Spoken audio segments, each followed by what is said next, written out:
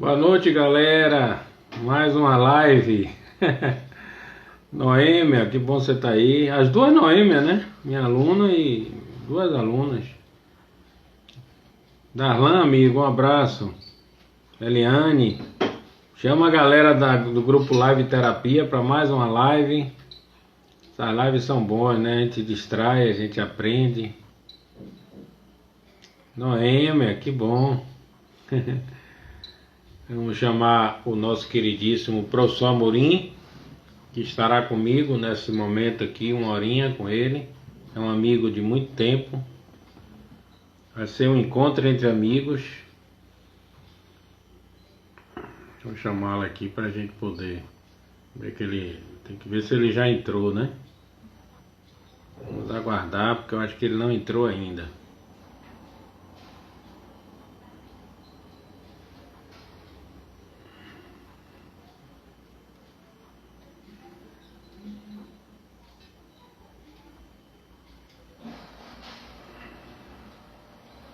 Esse Amorim chegou.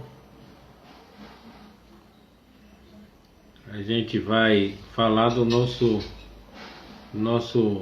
lançamos um livro juntos em 2004, galera.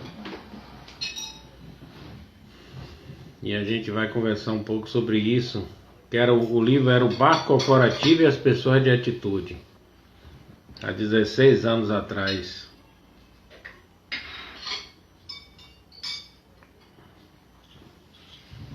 Vamos aguardar nosso amigo Antônio Amorim. Quem é que chegou mais? É muito bom saber que vocês estão aí, viu? Fico feliz. Vocês não deixam a gente só. Mariângela, Rose, Lucilene Lima. Que bom.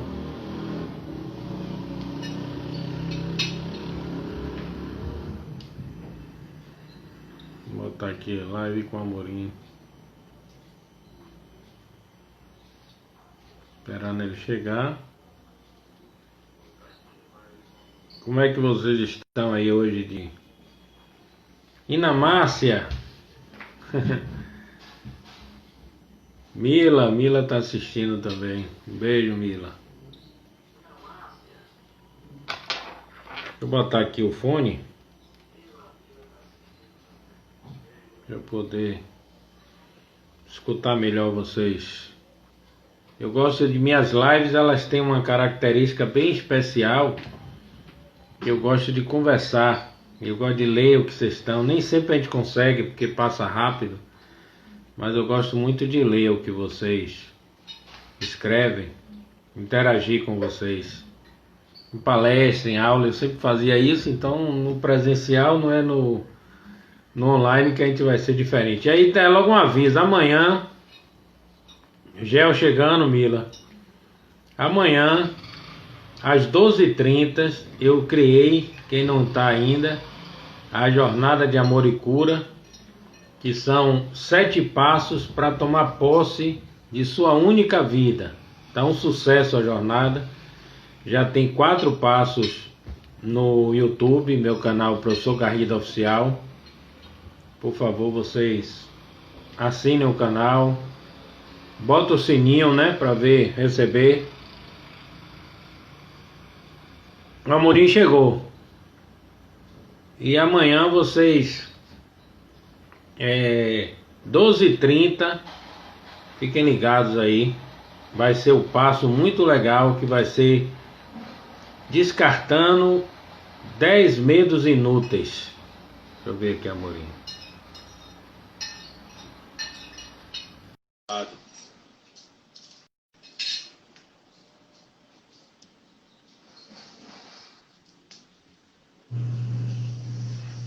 Fala, irmão! E aí? Beleza? Tudo bom?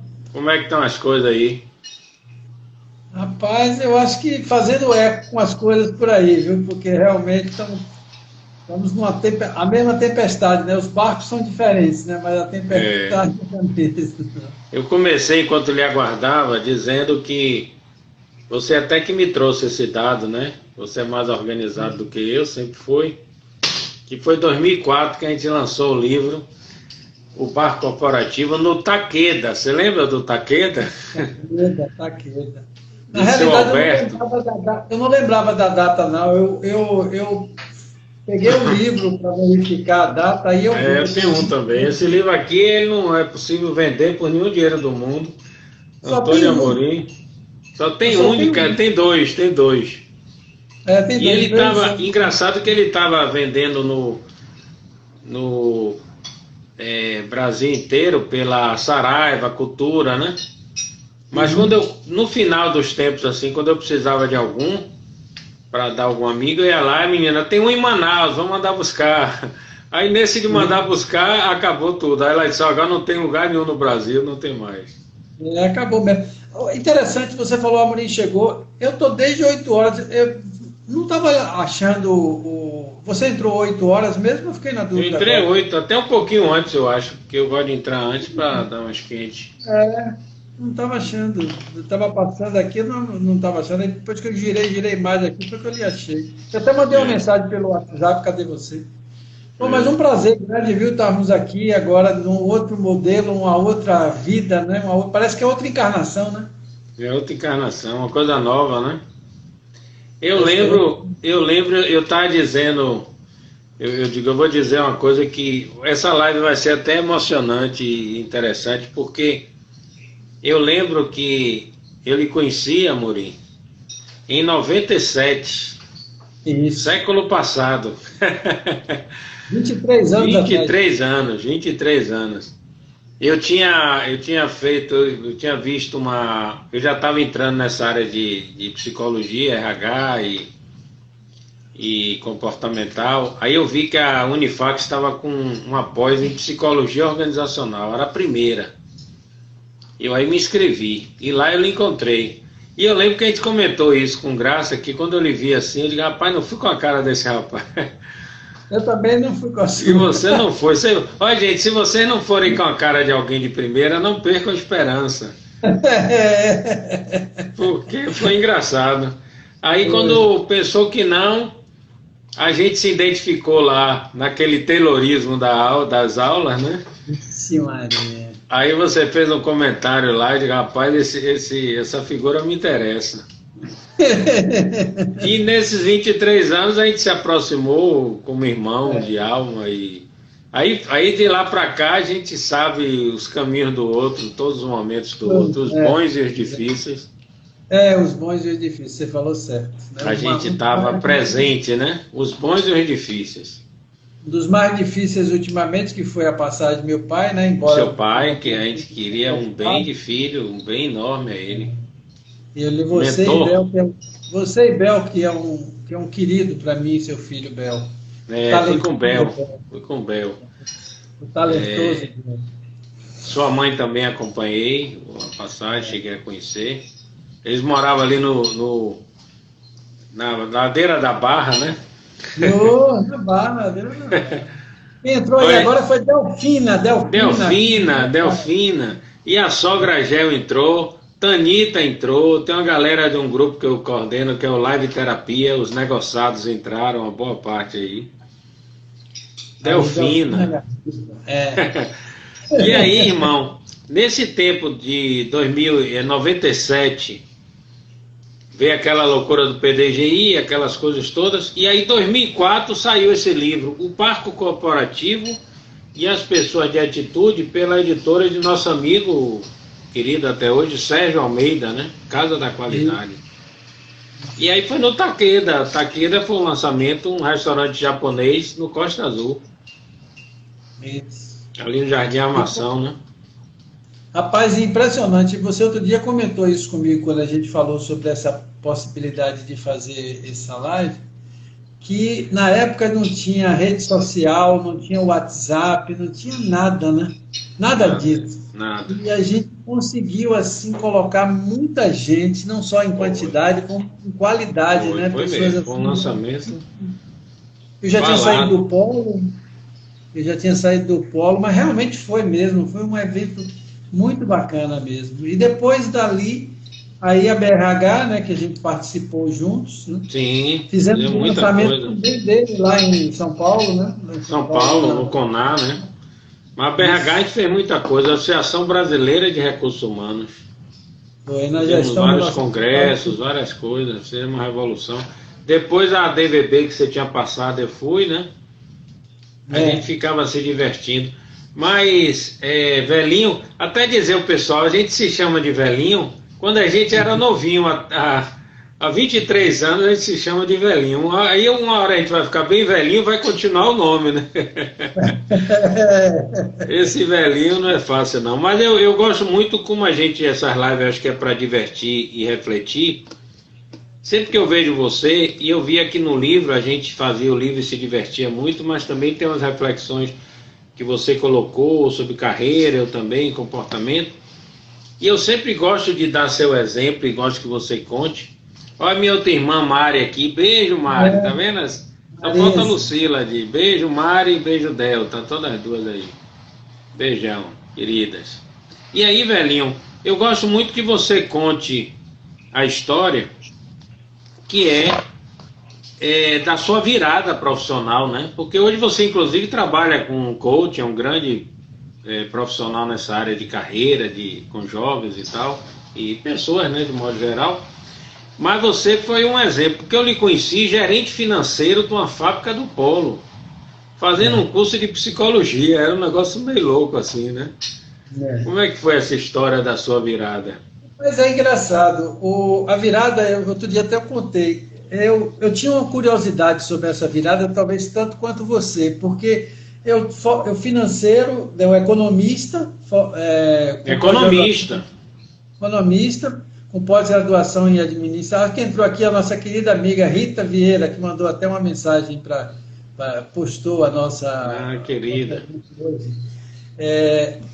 Então, para mim foi tão surpresa quanto para você, assim, talvez até mais para mim, porque o financeiro, economista, trabalhando na área financeira, e um dia teve uma mudança, em 92, teve uma mudança lá na fábrica, e eu até então estava na área financeira, trabalhando com bancos, trabalhando com clientes e tal. E aí eu recebi um convite para assumir a gerência administrativa e de recursos humanos.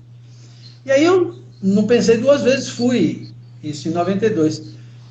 Mas aí eu fiz psicologia organizacional, que foi quando a gente se conheceu lá na Fax. Mas a minha curiosidade foi saber do diretor, chamado Luiz Fernando Marinho, por que ele me resgatou, né? Eu digo ele que me resgatou, me identificou na área financeira, tirou um financeiro para ser gerente de RH. Isso. E a resposta que ele me deu eu achei fantástica. Ele disse assim, não, é quando eu soube, quando eu cheguei lá, que eu descobri que você escrevia poesia.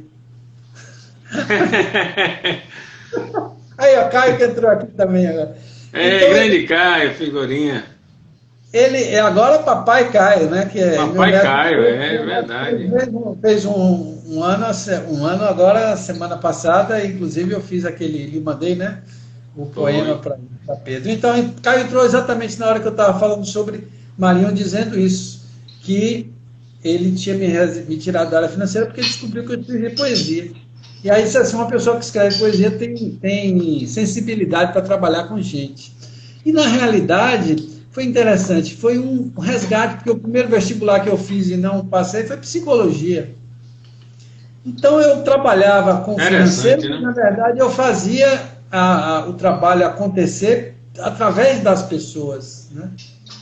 E, assim, quando a gente se conheceu lá na Fax, que houve aquela identidade e tudo, porque a gente questionava exatamente como você disse, o Taylorismo, eu dizia que Taylor estava lá e quando tocava aquela campainha no final da aula... Taylor vive até hoje não na Fax, né, mas nas universidades e empresas que tem aquele mundo tradicional que Taylor fica vibrando, né? Ele reencarna várias vezes ali, né? Então, essa veia mais anárquica, essa veia mais questionadora nos aproximou lá dentro da Fax, né?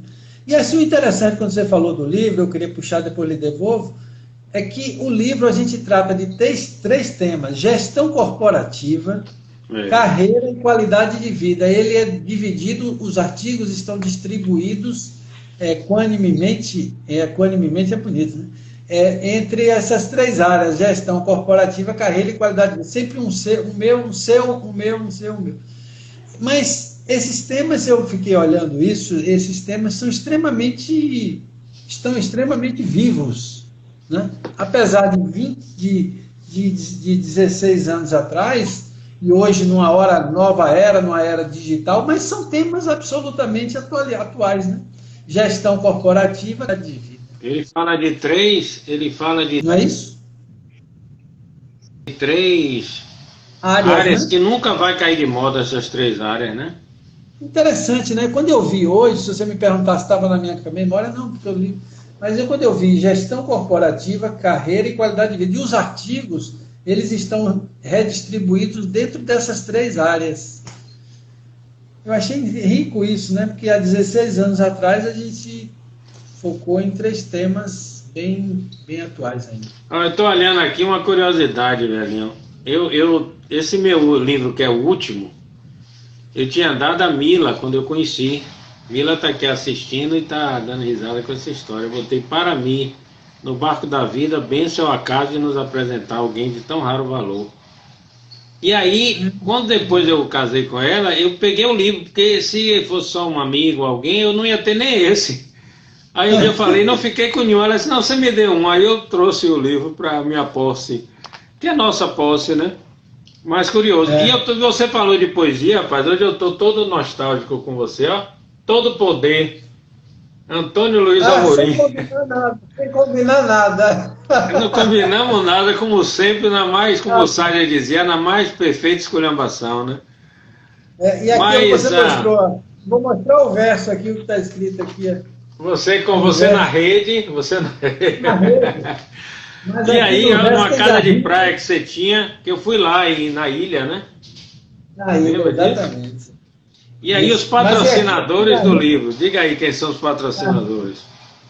Os 3 patrocinadores, outro dia eu pensei isso, olha que coisa interessante, viu? Para vocês que estão pensando em colocar negócio, veja isso, aqui tinha uma loja de canetas, uma empresa de consultoria, uma empresa de eventos e um motel. O único que ainda está aberto é um hotel. O resto, todos os outros ou migraram de negócio ou fecharam. Entendeu? E o motel deve estar balança, mas não cai. Agora com a pandemia caiu, que é o Del Rey, hotel até qualificado. Era C&C, Garrido e Romero, né? MDM Eventos. Olha, MDM Eventos de Turismo é capaz de Gel, que é minha sogra que trabalha com turismo, uma grande agente de viagem, conhecer. De quem era essa MDM? De Jorge J. Garcia. Ah, de Garcia. Olha, Gel, seu amigo Garcia que você fala, de saudosa memória. Era um dos sócios da MDM Eventos, né? Eventos de Turismo. Então você veja, amigo, e tem poesias aqui. A minha predileta, eu até mandei outro dia para um casal que eu estou acompanhando, eu mandei e mando para algumas pessoas. Até hoje eu mando, eu gosto. Que é Um Tanto Um. Eu sou louco por essa poesia sua. Um Tanto Um.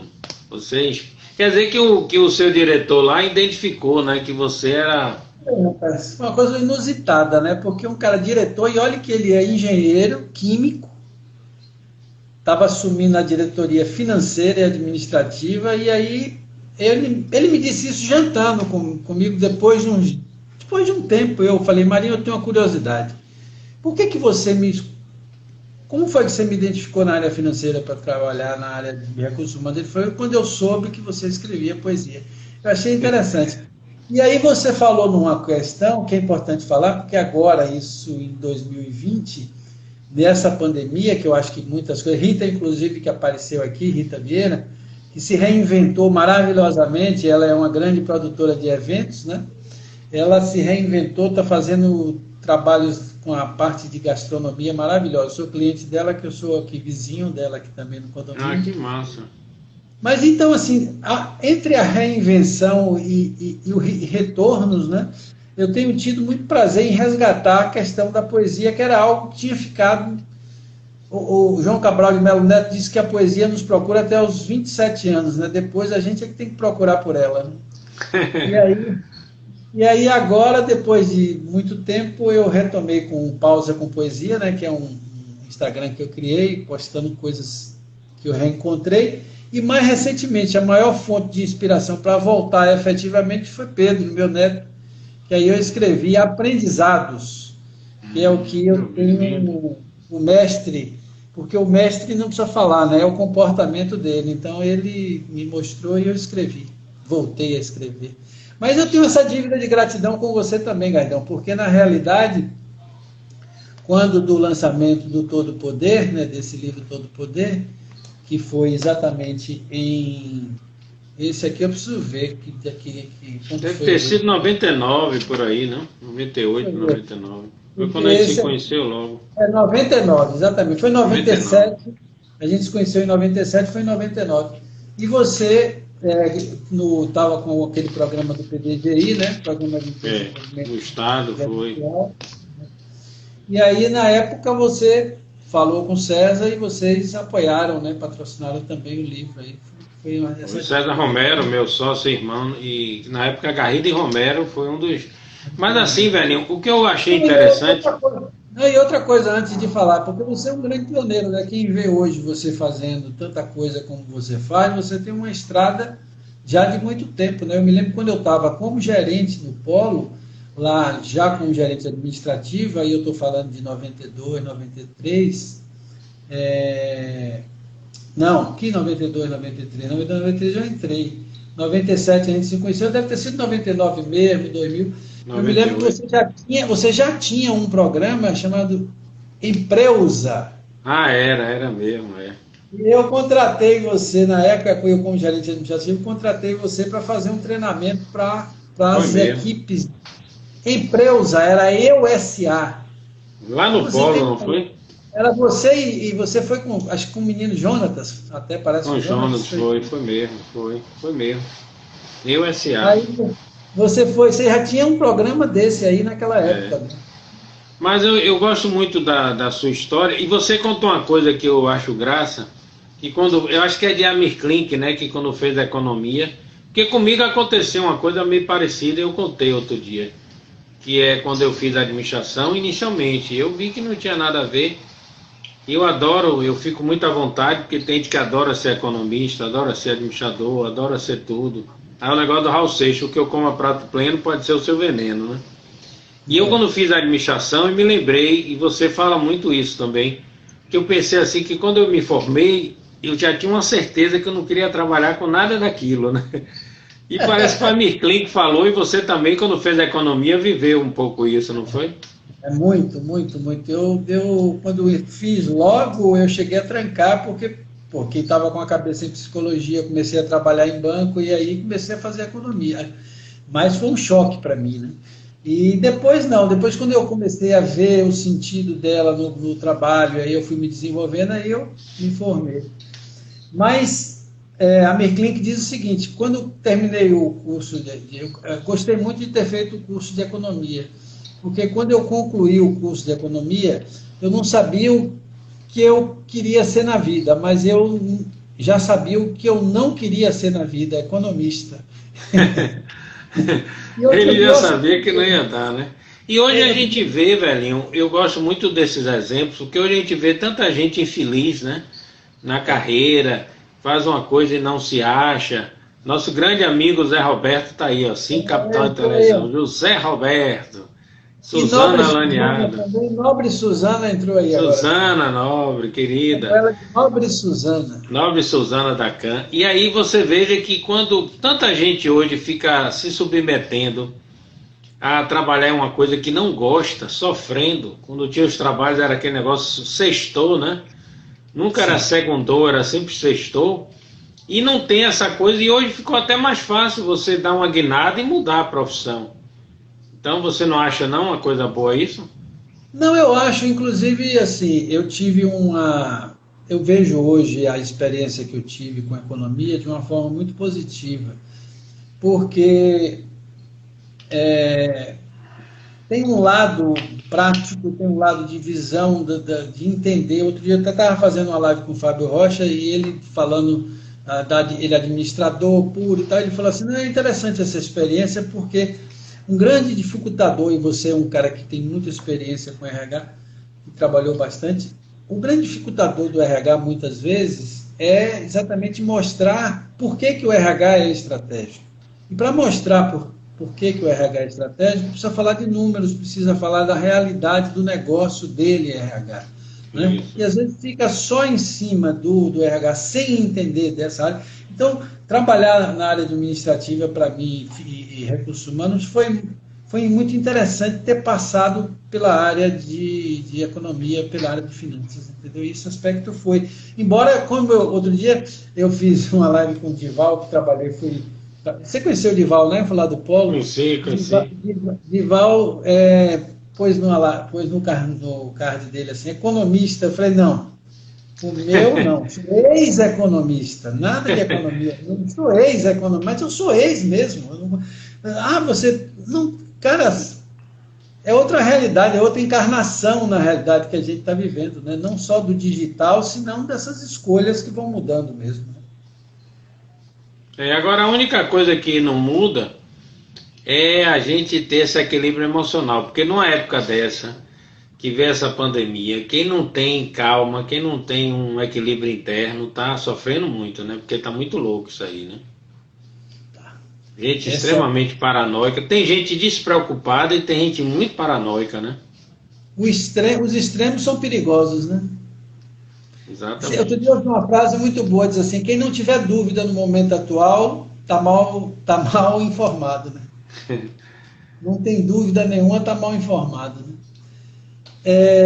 Eu concordo plenamente com o que você falou aí. Essa questão é uma questão que sempre, em qualquer época, né? E é interessante a gente estar fazendo essa live agora. Ainda até tinha pensado em fazer mais atrás, né? Mas eu acho que esse é um momento extremamente interessante, porque as questões que nos tocam e tocam as pessoas tocam de formas diferentes, né? Porque, como eu costumo dizer, o vírus é democrático, né? Mas o isolamento social não é democrático, né? Então as realidades são diferentes. Não dá para a gente falar para o outro sem entrar efetivamente na realidade dele. Você trabalha com essa área, você sabe disso. Mas, fundamentalmente, a gente não tem dúvida de que, em desespero, qualquer que seja a situação, não vai ajudar, né? Isso. O desespero não vai ajudar. Eu assisti outro dia uma live muito boa mesmo, sua com Maíbe. Aliás, eu digo que é uma família de talentos, né? Porque o card feito por Bel, talentosíssimo. A Maíbe eu não conhecia ela falar, não tinha visto ela falar ainda. Que domínio de conteúdo e facilidade de expressão, né? E ela deu muitas dicas muito interessantes, né, sobre isso. Fica gravado, né? Fica gravado. E também ela hoje fez um comentário no Instagram dela, Plantão de Psicóloga, sobre procrastinação, muito boa, né? Mas assim, velhinho, o que eu acho interessante é o seguinte: a saúde mental da gente, emocional, porque o mundo é muito cartesiano, né? Ainda é muito cartesiano. Eu sempre dou esse exemplo: você quebra uma perna, tem uma aceitação social incrível. Você parte um coração, ou é uma coisa ligada à depressão, passa ainda que é de menos valia, né? Então o mundo não valoriza muito as coisas da alma, ainda é muito ligado às coisas do corpo. E aí a gente acaba descuidando disso, descuidando dessas coisas, e pode vir depressão, pode vir uma série de coisas, dessa mudança brutal que ninguém esperava de modus operandi de vida, né? Exatamente isso. Você vê que os idosos estão sofrendo muito. Eu assumi um compromisso comigo de toda a live falar dos idosos, pedir por eles, porque muito filho acaba abandonando e hoje eles estão até cobertos disso, né? Porque eles precisam, eles têm essa desculpa. As crianças estão muito sofridas e é um momento de acolhimento, né? Um momento de tolerância, de acolhimento. Como é que você está vendo aí na sua parte profissional?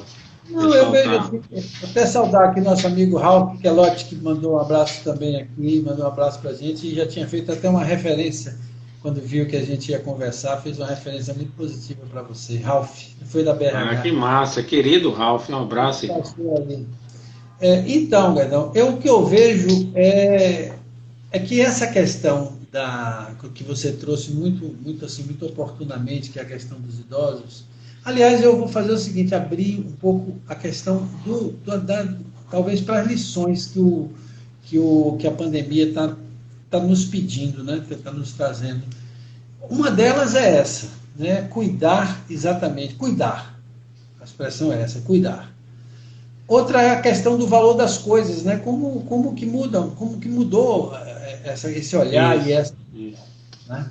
Essa questão dos idosos também, hoje, felizmente, eu diria felizmente, tudo isso está acontecendo numa geração que ainda se tem a tecnologia como suporte, né?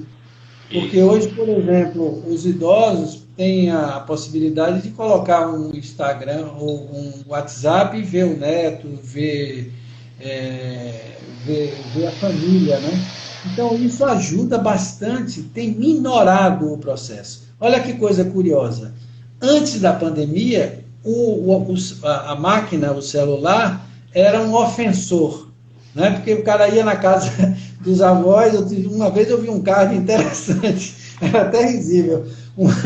Uma família toda, todo mundo no celular, e a velha com a senhora com a cara para cima e dizendo assim, uma visita para a vovó. E ninguém estava falando com ela. A última coisa que fizeram foi visitar a vovó, né? Visitar a vovó. Então você veja que coisa, os paradoxos da vida. E hoje é o contrário, hoje ele está sendo um instrumento de aproximação. Porque queira ou não queira, não substitui o presencial jamais, mas é uma forma de minorar, né, essa distância. Então, de fato, nós estamos num momento que convida mesmo a uma profunda reflexão, né, do quem somos nós, né, até porque hoje a grande dúvida é essa, né? Até quanto tempo perdura essa questão, né? É a pergunta de $1 milhão, ninguém sabe responder. Quando é que acaba isso? Para voltar 100%, porque vai ter um novo normal bem limitado ainda, né? Muito. Por exemplo, eu estava vendo a reportagem que o shopping vai abrir, mas não vai poder experimentar a roupa. Então, a pessoa comprar uma roupa sem experimentar já vai ser complicado. Então, não vai abrir meia boca, né? As coisas. As coisas meia boca, né? Eu tô conversando aqui com você, entrou um querido amigo, Ricardo Soares, Ricardinho, que tem uma história parecida. Ele também assumiu, sendo da área de análise de sistema, a área de RH de uma empresa. Ele me contou isso, eu me lembrei que você falou aí que assumiu a área de RH, sendo economista e tendo a área financeira, né? Mas o seu trabalho de coach, velhinho, que você faz de forma brilhante, como é que você está vendo as perspectivas profissionais aí? Os jovens perdidos, né? Muito jovem perdido. As pessoas, a questão do emprego tá complicado, né? É mais hoje cada um sem empresa. Você vê que eu já falava de empresa lá atrás, né? Empresa nunca foi tão empresa, né? Aí é engraçado como o mundo dá voltas, dá giros, né? Ele dá giro que às vezes você passa que parece que você está. Aliás, eu ouvi outro dia uma poesia na voz de Maria Bethânia, que você ouve e você, como eu estava ouvindo pela primeira vez, para mim ela estava falando de hoje, ela estava falando de 1917, uma poesia de 1917, absolutamente atual, perfeitamente atual. Então, o Empreusa, que você deu aquele treinamento lá em 99, sei lá, provavelmente em 99, e aquele Empreusa lá está atualizadíssimo hoje, mas nunca. Aliás, tem um livro também que eu escrevi, que você acompanhou bem, inclusive participou de lançamento aqui em Salvador, na mesa e tal. Foi um livro que eu escrevi, que eu publiquei em 2008, Construindo Pontes, 10 passos, na época era 10 passos do aquário, que era o emprego, para o oceano, que é o trabalho, né? Para o oceano, que é o trabalho. Depois eu fiz um e-book chamado Fora do Aquário, que da era do emprego à era do trabalho. Tem coisas incríveis que hoje você vê que parece que estão sendo escritas, não é só meu, mas que foram escritas, que parece que foram ditas e escritas agora, na pandemia, não. Até outro dia eu dei um dado que é curioso, falando que mais de 70% das crianças trabalharão em profissões que ainda não existem.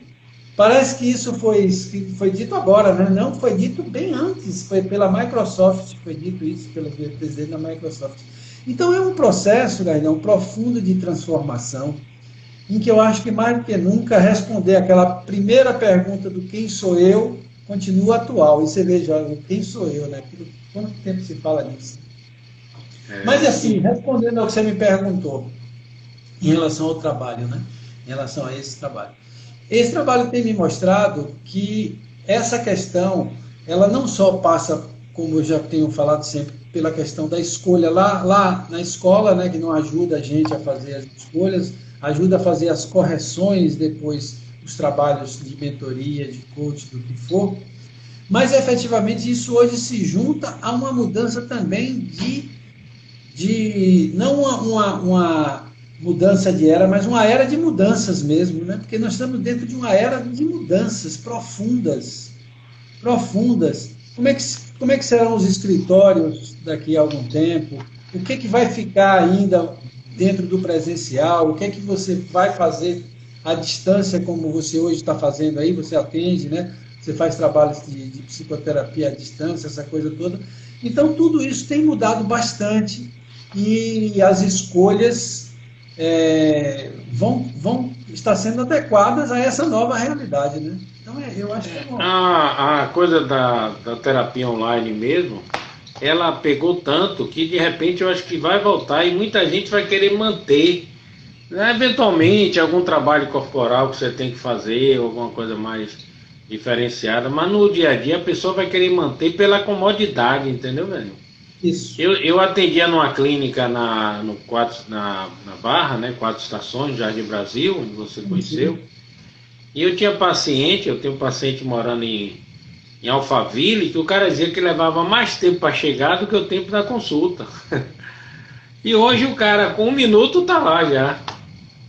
Que está lá assim, tá na sala do terapeuta, que é esse cantinho aqui que eu faço. Então, você veja que... Nossa, aí gostei. Então você veja que é um negócio meio estranho, meio louco, né? Essa vida de... Aí, a Rita está dizendo que hoje ela fez uma aula de Pilates online. É todo mundo se reinventando, né? E as famílias, velho? Como é que você está vendo o casamento, a família também afetada, né? Eu tenho lido sobre isso, né? Que tem... Porque é um enfrentamento, né? Esse é um enfrentamento, é interessante. Não dá para ficar fugindo, né? Mais de 100 dias, né? 110, sei lá quantos mais. Você numa convivência cotidiana. Então, eu acho assim, subindo um pouquinho o helicóptero dessa questão, o convite é um aprofundamento não só das nossas relações, como também das nossas escolhas, né? Porque se você olhar, a natureza está mais saudável do que estava antes. Isso. A natureza está mais saudável. Ontem eu fui na casa da mãe de Mila, Gel, que está aí, e voltei com ela domingo à noite, né? Aí ela falou, vamos botar pela orla para dar uma olhadinha. As ruas estão mais limpas. Interessante isso. Porque, claro, obviamente, com menos gente, e a gente não tem um povo necessariamente muito cuidadoso, então com menos gente na rua você tem mais limpeza, você tem uma coisa mais urbana. E aí, essa coisa do ser, eu sempre que vejo, que eu acho que você é uma pessoa que caminhou bem para isso. A gente sempre, desde aquela época lá da fax, fazendo psicologia lá, a gente já questionava um pouco o mundo do ter, né? O mundo estava muito consumista. Eu falo muito porque foi o momento que chegou a pandemia, o ter, né? Não era o ser. Nosso amigo Pedro tem um termo, né? Ele fala assim, somos teres humanos e não estávamos sendo seres humanos, né? Então aquela coisa do consumismo. Então será que a gente pode ter uma esperança de que com essa confusão toda a gente vai buscar mais o que é essência, aquelas perguntas de Saia, né? Existe vida antes da morte? Existia vida, essência? Ou só aparência, né? Como é que você vê isso aí, velho? Você que Pô, mas estuda muito esse tema. eu vejo assim, o ano passado, antes mesmo da pandemia, eu andei assistindo e lendo muita coisa sobre minimalismo, né? Minimalismo. Aquela necessidade o que Saja também falava, né? O essencial, né? Que Saja tem uma frase maravilhosa, né? Se você me der o supérfluo, eu abro mão do essencial. Isso estava exatamente Fantástico. na época do pré-pandemia e tal, essa coisa estava bem forte, né? Então, francamente, eu não acredito assim em uma coisa que vai acontecer de forma mágica. Acho que as pessoas acreditam muito em frequência. A depender da frequência, da sintonia que você está, você vai ser facilitado nesse processo. Mas se tiver numa frequência mais densa, ainda do tempo, quando tiver a primeira oportunidade, retorna para outra pegada. Não tenho muita ilusão com relação a isso. Mas eu via já assim, nessa fase, as pessoas que estavam vivendo já, procurando essa vida de uma forma mais leve, mais prazerosa, encontrando mais prazer. Eu tive uma experiência, você sabe dela, você sabe bem dela, e para mim também foi bem marcante. E eu acho que a experiência, ela marca muito mais do que a teoria. Quando eu fiz o Caminho de Santiago de Compostela, em 2012, eu saí daqui com a mochila com tudo que era necessário para fazer um trajeto. O Caio, meu filho que está aí, ele fez um ano antes. E eu fui vendo por necessidade que ao longo do caminho eu precisava ir descartando algumas coisas que não eram essenciais. Inclusive a mochila que eu passei a despachar. Encontrei um casal de brasileiros que descobriu isso. Você podia despachar a mochila. Então eu despachava por moto e quando eu chegava no albergue a mochila estava lá. Era muito mais fácil para andar, era muito mais agradável para andar. E coisas que eu fui jogando no caminho, deixando que aí outras pessoas pegavam. Então eu acho que essa é uma cultura que eu tenho esperança, aí eu tenho sim uma esperança de que possamos atingir, né, de uma forma mais rápida depois de tudo isso, que é menos é mais. Agora eu lembro que você contou lá na cultura, que você foi lá algumas vezes, um grande galáctico.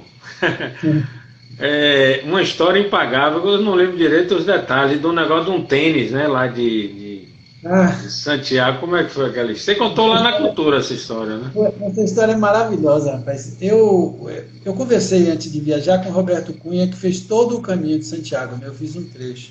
Roberto me deu todas as dicas do que comprar, do que era importante, mas não me falou uma coisa que eu acho que ele não teve culpa, eu não perguntei e eu tinha que passar. Ele não me disse que aquela bota que ele me indicou, eu teria que amaciar a bota antes da viagem. E eu literalmente, pelo horário já dá para falar, eu me fudi de verde e amarelo. Logo no início, com o terceiro dia, eu já estava com os pés estourados, os dedinhos mindinhos de um lado e do outro. Cara, eu pensei. E aí, aquilo que Raul Seixas dizia assim, enquanto Freud explica as coisas, o diabo fica dando os toques, né? Porque eu doido para fazer o caminho e eu passava, tinha lá uma placa assim, táxi, e o número do táxi, táxi.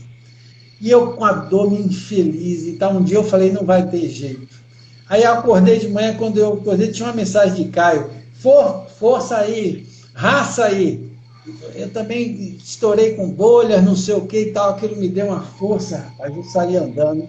Lembro como hoje, nesse dia, Gardão, passaram 4 caras andando. Tinha um japonês, eu me lembro do japonês. O japonês, cara, andando numa velocidade. E ali, naquele momento, eu fiz uma reflexão profunda, porque eu senti vontade de voar no pé do japonês e tomar o sapato dele para ver se cabia. Roubar o japonês, né? Roubar o sapato do japonês. Aí eu fiz uma reflexão que foi muito profunda para mim. Como é que eu posso julgar o outro sem estar vivendo a situação dele, né? Porque se passou pela minha cabeça aquilo, é evidente que eu não ia roubar, nem pular nos pés do japonês, mas eu tive vontade. Imagine alguém que está com fome, ser censurado ou culpado porque ele pegou um alimento, né? E porque se você não vive a realidade do outro, não tem como você julgar, né? Você julgar, você tem que estar vivendo a situação.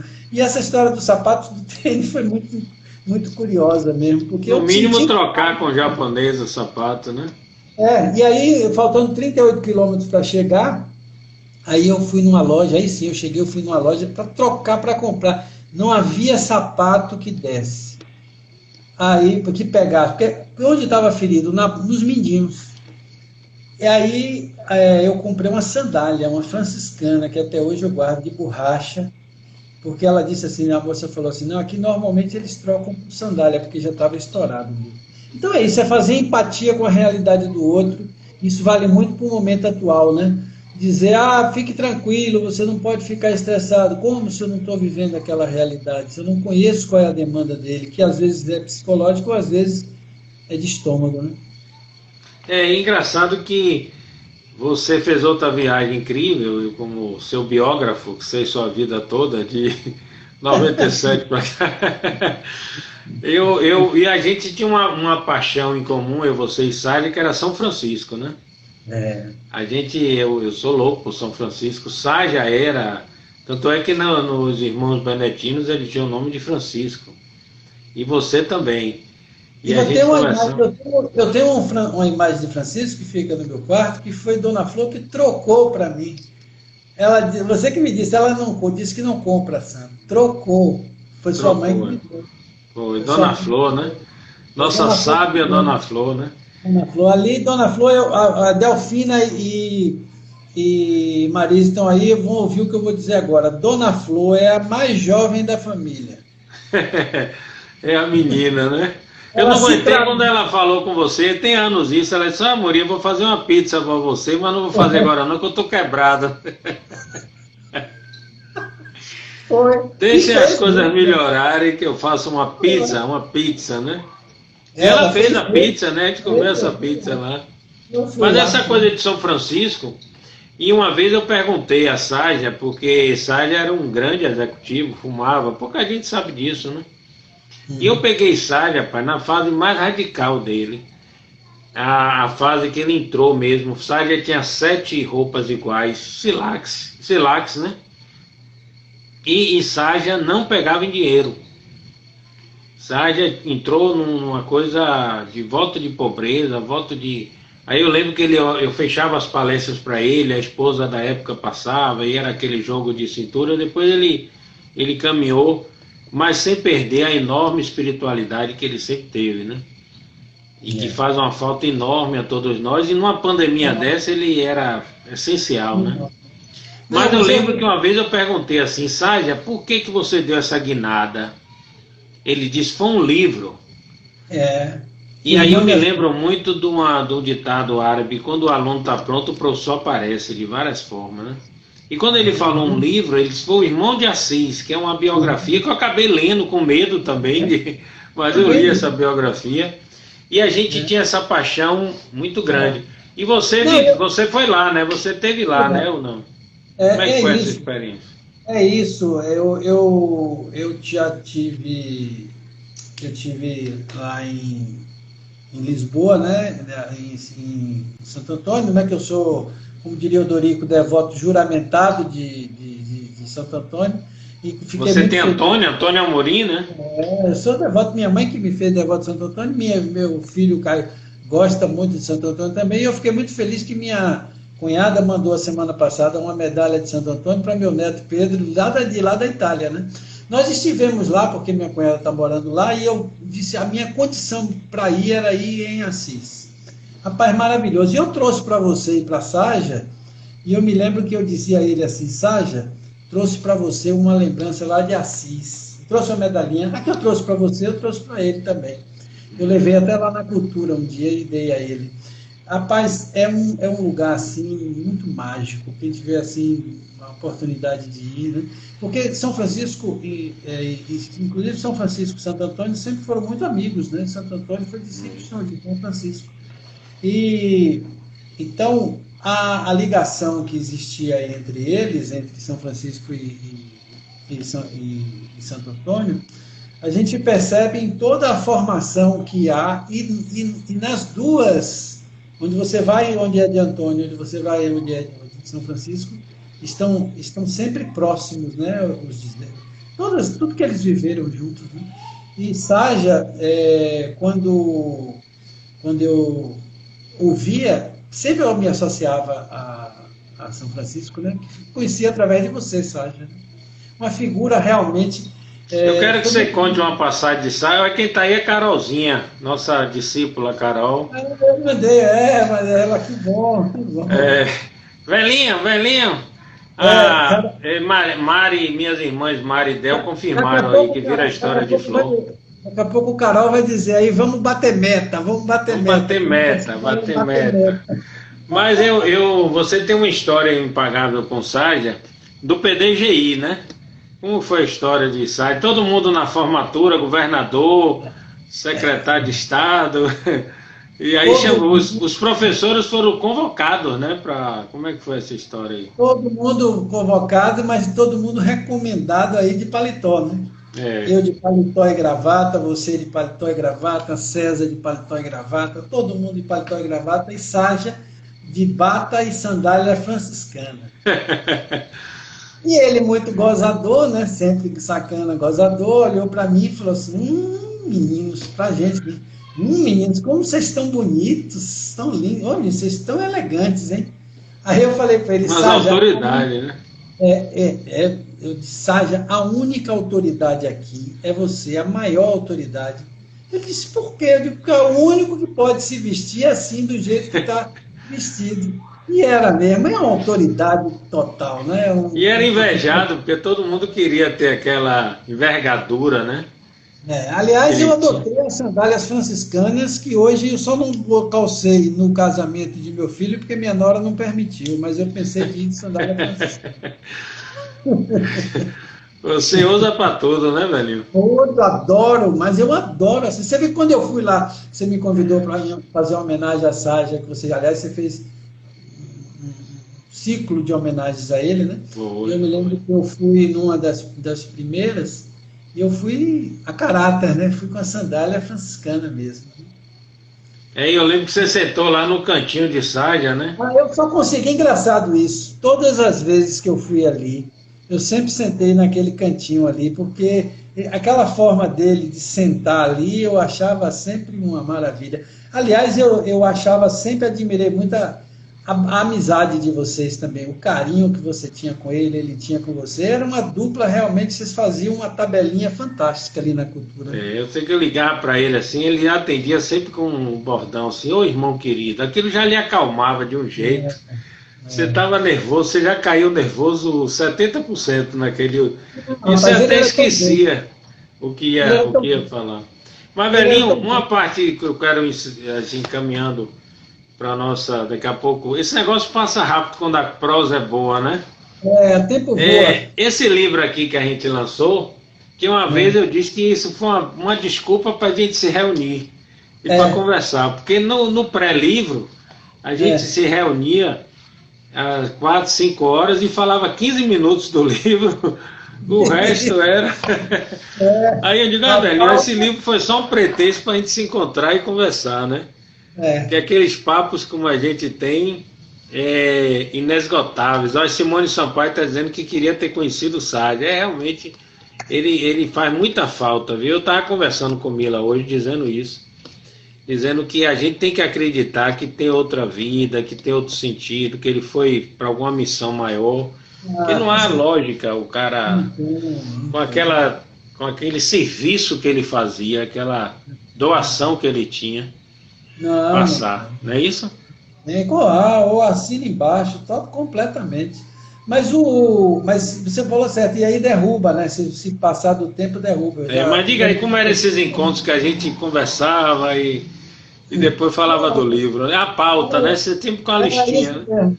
E as reuniões eram nos lugares mais inusitados que a gente marcava É, as reuniões é. para conversar, né? E às vezes chegava gente, você dizia, não, agora não, deixa eu terminar aqui a conversa e tal. Então, mas era esse o espírito da coisa mesmo, né? Você falou tudo aí. Acho que era 5, 10, 15 minutos que a gente conversava, sem muito, porque já estava mais ou menos tudo encaminhado, né? A negociação lá com o Sérgio Almeida fechou assim, tudo tranquilo do ponto de vista de encaixar os artigos. Parece que a gente combinou os artigos, encaixou-os perfeitamente. E eu tinha até pensado, não vai dar mais tempo, né, de falar sobre alguns artigos que a gente escreveu, porque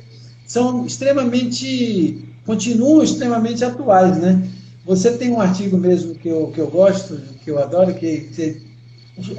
o celular e as pipocas. Eu acho Ah, maravilhoso esse era, foi. artigo. É maravilhosa essa história, é. Lá em São Lázaro, né, que a mãe de Lá em santo São estava dando aquele banho de pipoca e o celular tocou. Eu digo, será que os orixás já estão sofisticados assim, mandando umas torpedas, né? E aí quando ela pegou, que ela tirou assim, ela ficou com a pipoca numa mão e o celular no outro, né? Naquele tempo, imagina, celular hoje dominando. Mãe Vera, né? Carol lembrou. Mas, velho, eu queria muito que eu mandei, eu de vez em quando mando, você tem um poema seu chamado O Doce Prazer de Esperar. Às vezes a gente tá naquela ansiedade, né? E eu mandei para um paciente essa semana, e digo, calma, calma, o doce prazer de esperar. Então eu queria muito que você encerrasse sua parte. Eu queria que você declamasse uma poesia. Eu não queria furtar essa galera de ver o Antônio Amorim, que é um grande coach, um grande profissional, mas que também é um poeta. É o que eu acho mais bonito de tudo. Só você me pegou agora, como diz outro, com a escolinha do professor Raimundo é assim, né? Ninguém sabia o que o cara ia falar, né? Então, É. eu adoro isso também, fazer isso. Então, mas eu vou pegar exatamente uma poesia qualquer aqui, vou ver aqui. Ah, pronto. Aqui, do Todo Poder, foi o livro que você foi um dos patrocinadores. Junto com o Motel Del Rey. Que é o único que está vivo. É. Mas é uma poesia que chama-se Sem Palavras. Ah, é? Deixa eu acompanhar aqui. Qual é a página dela? Página 49. Cuidado para não Depois. derrubar nossa live, hein? Não, eu estou acompanhando o tempo e aí eu vou, inclusive, meu grupo Live Terapia, eu vou tirar uma foto e mandar para eles depois essa poesia. Chico, então, Sem Palavras, página 49, diz assim: quando a emoção do encontro não encontra palavras, o encontro é muito mais que apenas um encontro sem palavras.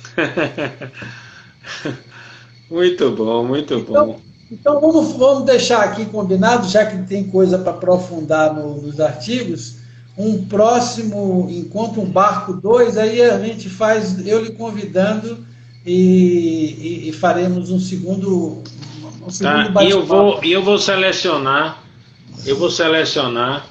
é, uns artigos do nosso livro. Agora eu vou fazer uma homenagem a você nesse quase 2 minutos, tá para faltar aqui. Vou ler que eu sou louco, você sabe disso, né? Eu gosto muito. Olha, gente, quem tá apaixonado aí, se segura! Segura a onda, segura a onda. Vou oferecer para Mila aqui. Existem todos os momentos e o instante é um. Todos os encontros e cada encontro é um. Todos os encantos, em cada canto, um. Todos os amores, e um amor que não sendo todos, é tanto, sendo um. Valeu. O homem que fala de amor, uma celebrante de casamento, e tem que terminar com uma poesia dessa. Uma poesia dessa que você escreveu, né? Mas beleza, irmão. Obrigado aí, ó. Delícia. Combinado, segundo encontro, vamos combinar, viu? Vamos pro Barco 2, então. Vamos pro Barco 2. Fica com Deus. Gente, obrigado, viu, galera? Obrigado a vocês pelo carinho, por ter dado alma e vida a essa conversa. Fiquem com Deus, todos vocês. Obrigado, amém. Foto aí.